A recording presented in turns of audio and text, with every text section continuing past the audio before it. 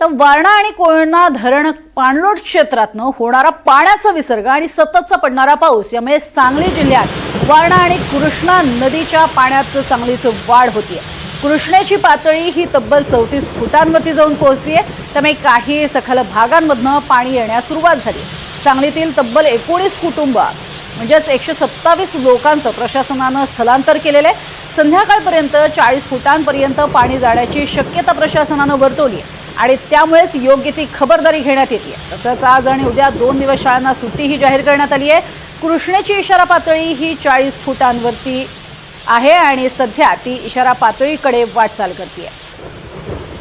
अधिक माहिती घेऊया शरद सातपुते यांच्याकडनं। शरद, सध्या सांगलीला कोणता अलर्ट देण्यात आलेला आहे आणि कशा पद्धतीने तिथली सिच्युएशन हाताळली जाते?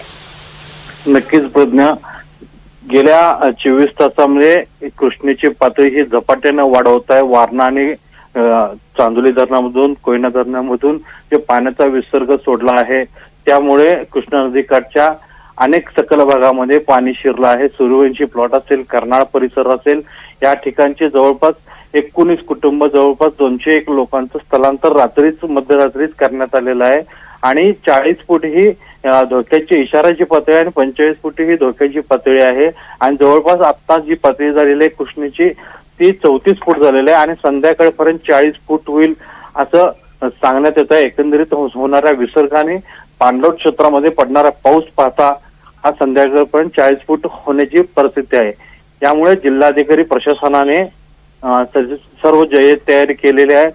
स्थलांतरांना शाळेमध्ये राहण्याची सोय केलेली आहे। स्थलांतर हे सुरू आहे।